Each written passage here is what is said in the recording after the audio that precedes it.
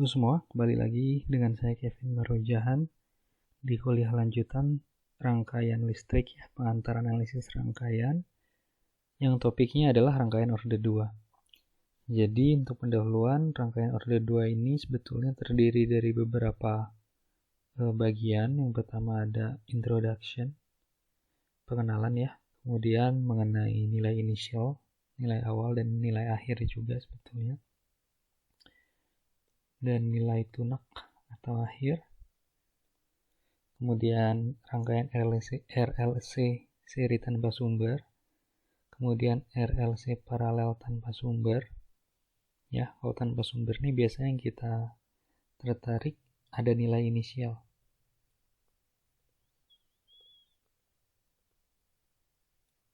Kemudian dilanjutkan ke respon step RLC seri, respon step RLC paralel, kemudian respon general rangkaian orde 2 dan rangkaian orde 2 dengan open. Nah, di video ini supaya jangan terlalu lama, yang kita bahas hanyalah poin-poin penting dari kuliah bab ini. Yang pertama kita bahas adalah introduction-nya. Ya, jadi rangkaian orde 2 itu apa, isinya apa. Kemudian mengenai nilai awal dan nilai tunak. Kita bahas juga RLC seri tanpa sumber sebagai pendahuluan.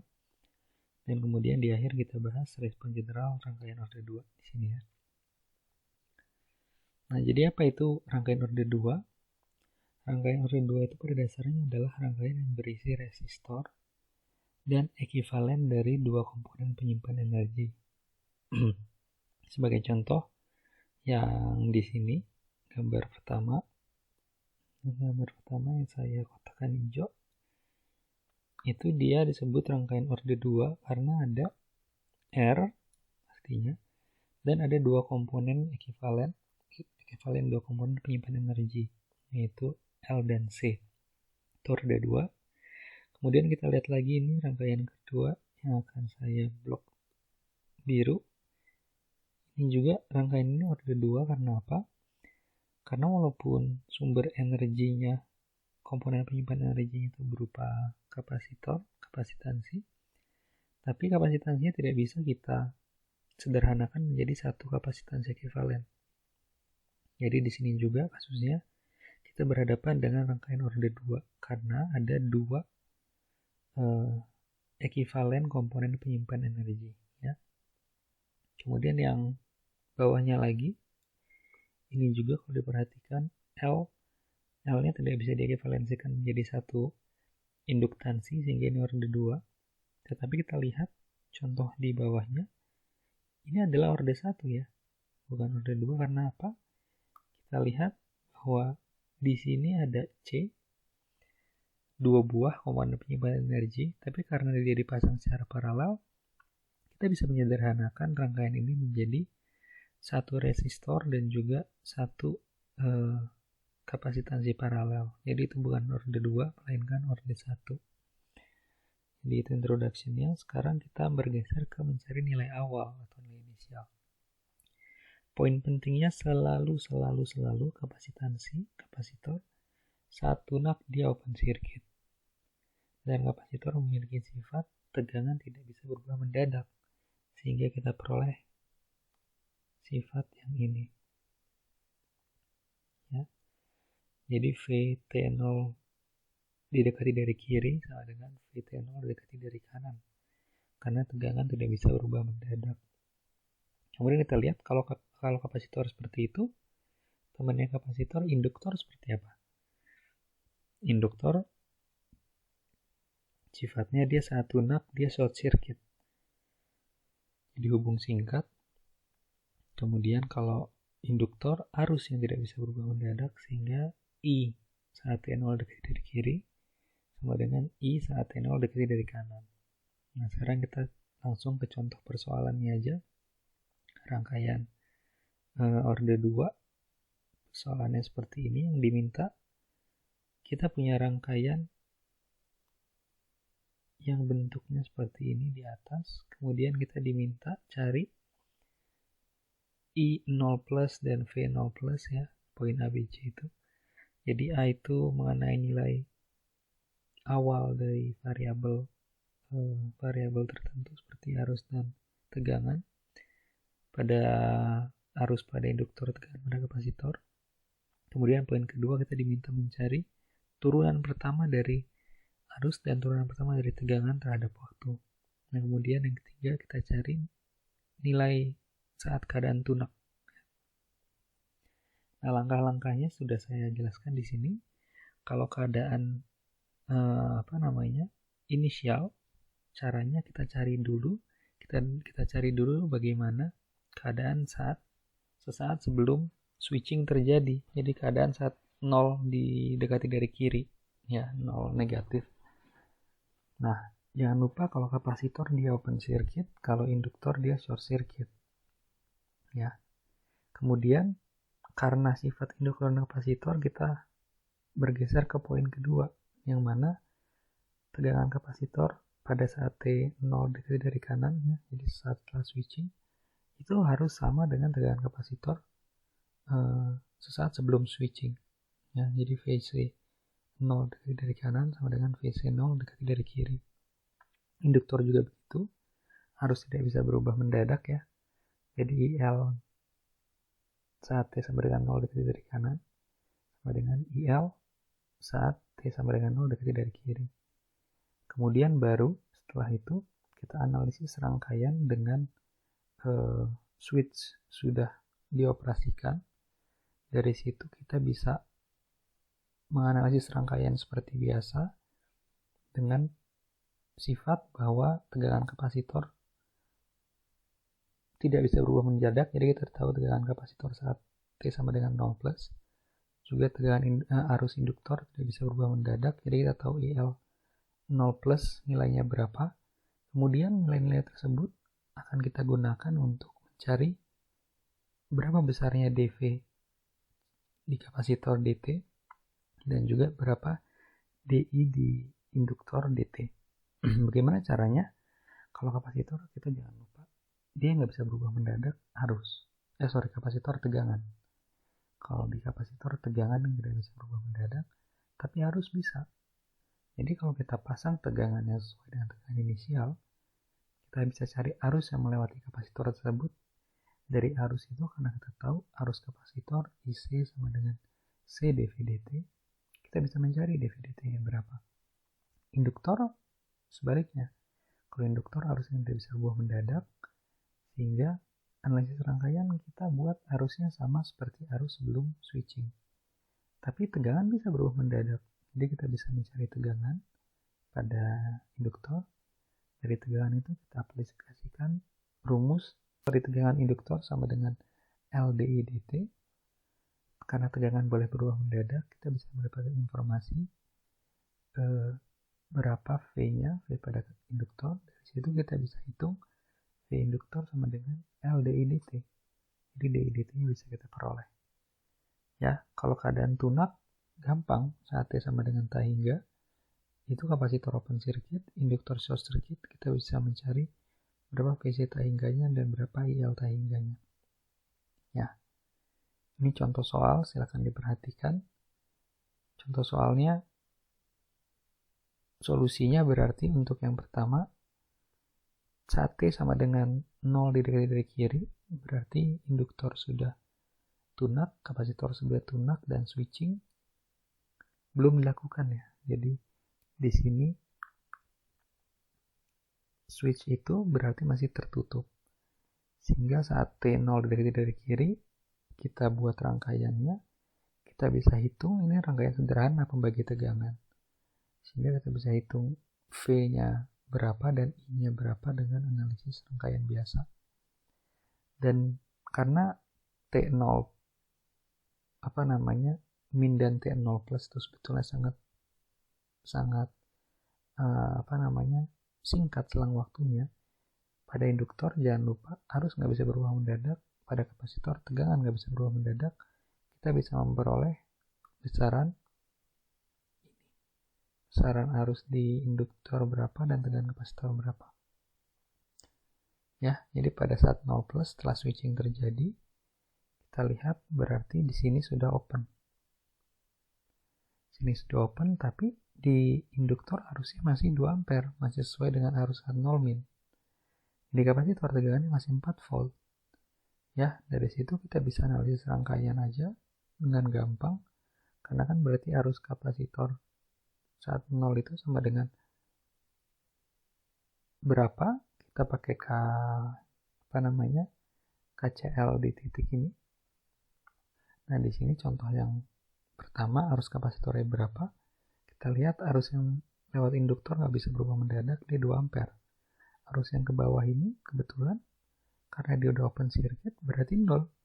Jadi arus 2 ampere ini semua dilewati ke kapasitor. Artinya arus kapasitor 0 plus sama dengan 2 ampere. Ya.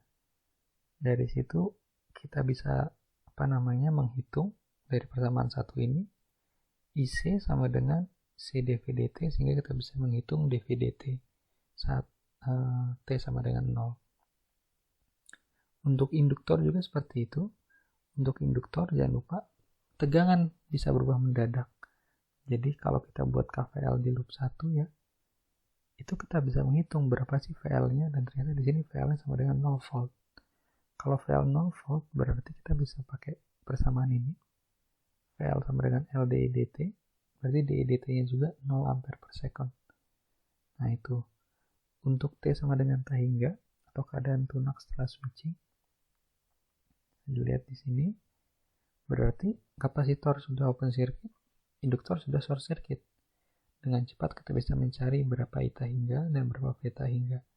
Kalau ini kan keadaannya berarti rangkaiannya semua hubung terbuka, sehingga kalau arus tahingganya dia sama dengan 0 pasti antara tegangan tahingga sama dengan tegangan sumber itu 12 volt. Nah, kemudian kita geser ke RLC seri tanpa sumber. Kalau RLC seri tanpa sumber ini bisa kalian analisis dengan cara buat KCL di loopnya.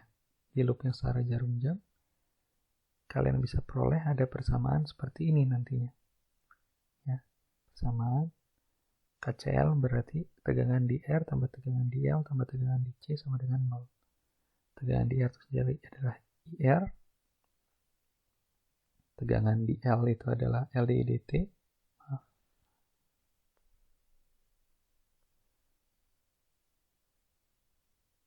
Tegangan di L itu adalah LDI dt di sini. Tegangan di C adalah ya VC. VC itu apa? Adalah integral minus T hingga sampai T ya dikali per C kali I dt. Jadi ini. Kalau kalian rapikan bisa dapat persamaan yang seperti yang di bawah ini yang warna hitam. Nah, dari situ sebetulnya kita mencari apa sih kira-kira solusi yang mungkin dari persamaan ini.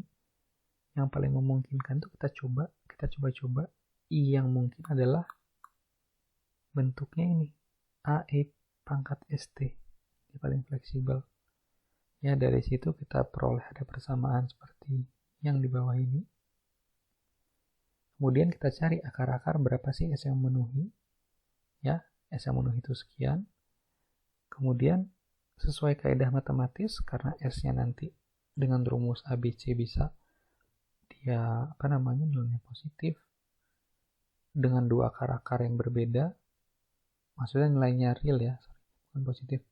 Real dengan dua akar-akar yang berbeda, atau real dengan dua akar-akar yang kembar, atau dia malah solusinya adalah S-nya imajinar. Jadi tiga kemungkinan itu masing-masing memiliki karakteristik I yang berbeda-beda. Silahkan dibaca.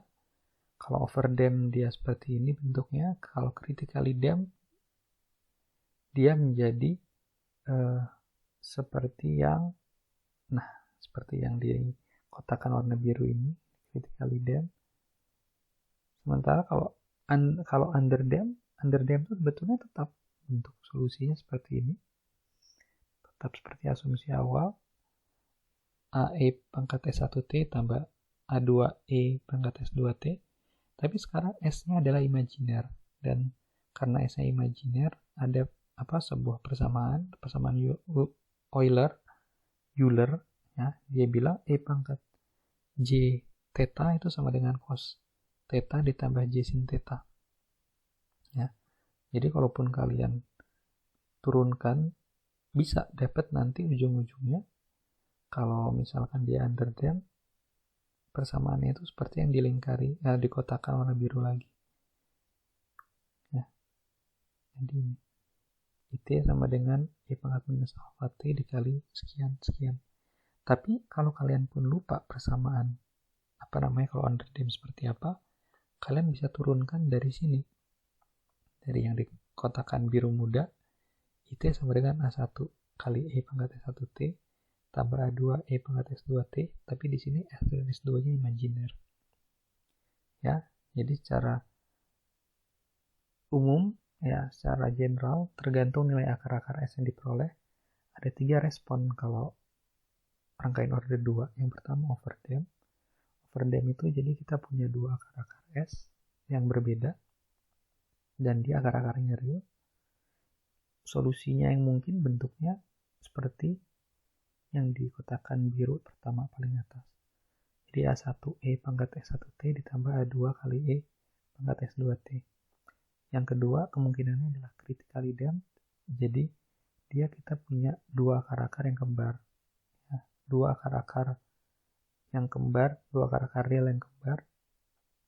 Hasilnya apa? Hasilnya I yang mungkin ya, solusi I yang memungkinkan. Itu mirip bentuknya dengan yang pertama, tapi karena ini kembar, kita lihat bahwa dia solusinya menjadi A1 dikali E pangkat minus alpha T dikalikan T lagi. Ya, jadi di sini ada T lagi. Ditambah A2 E pangkat minus alpha T. Karena solusinya sama tadi ya. Solusinya sama, jangan lupa S1,2-nya sama dengan alpha minus alpha. Nah, kalau dari sini, jadi S1,2-nya sama dengan minus alpha doang.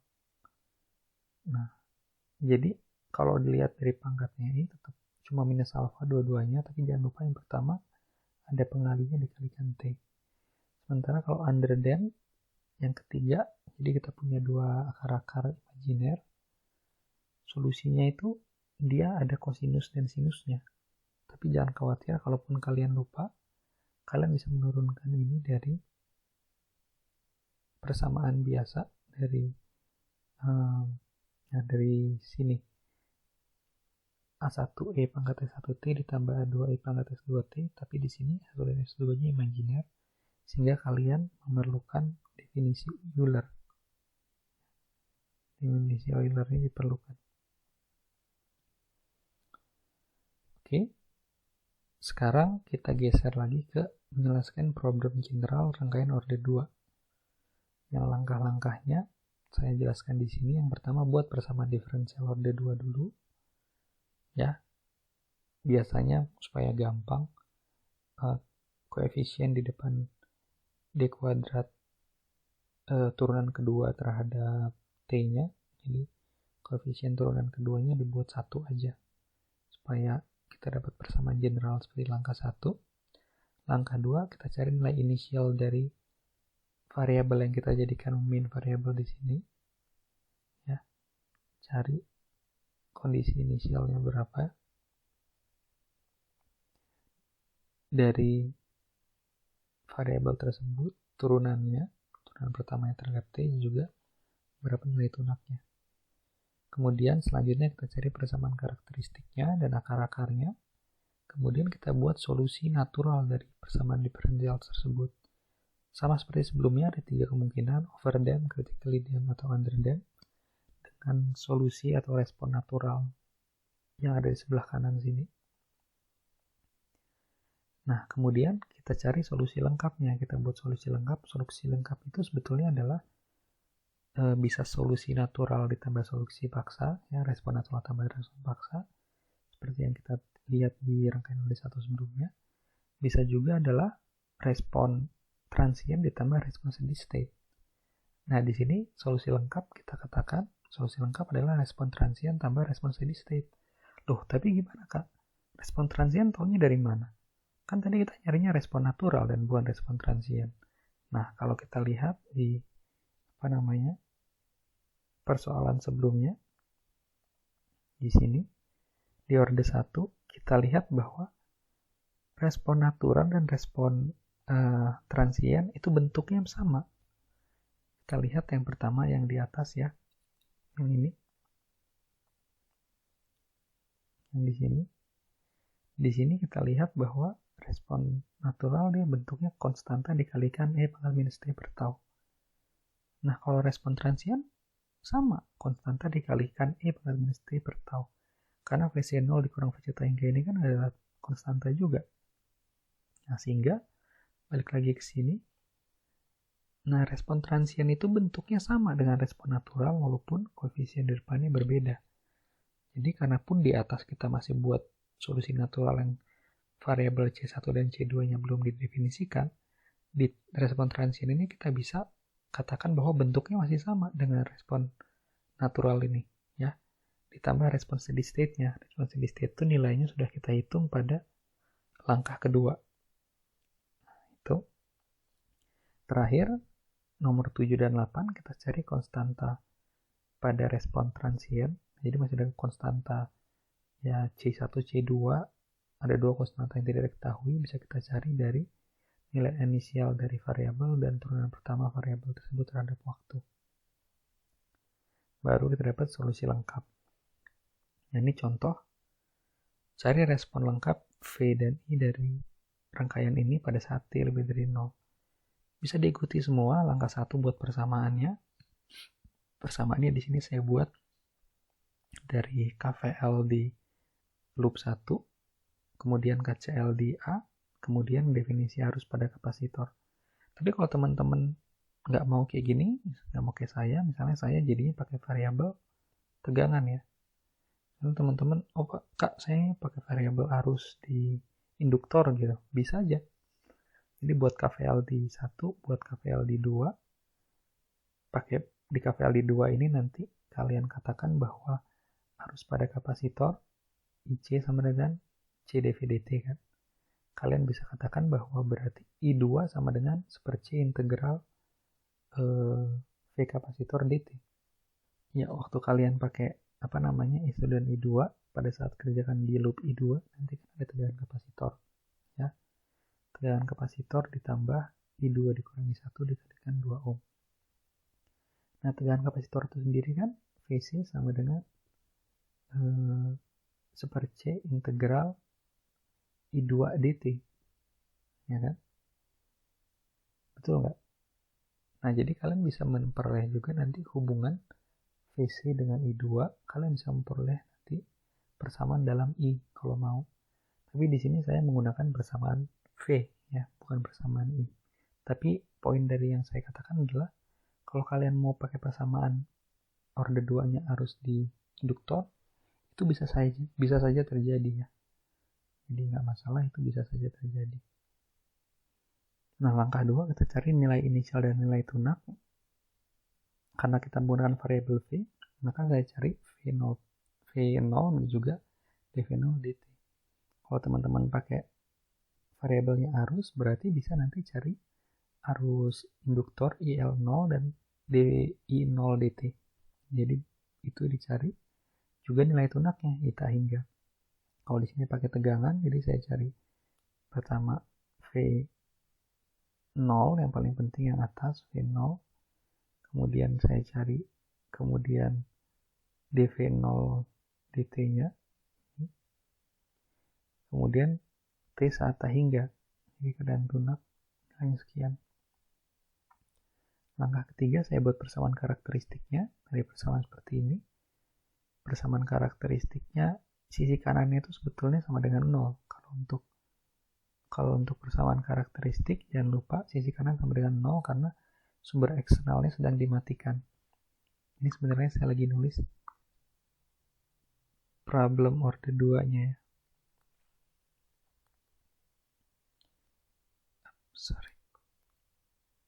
Problem orde 2 yang kita hadapi seperti ini. Persamaan karakteristik dicari sisi kanannya sama dengan 0. Ya. Sisi kanan sama dengan 0, kita bisa mencari S-nya di sini minus 3 dan minus 2.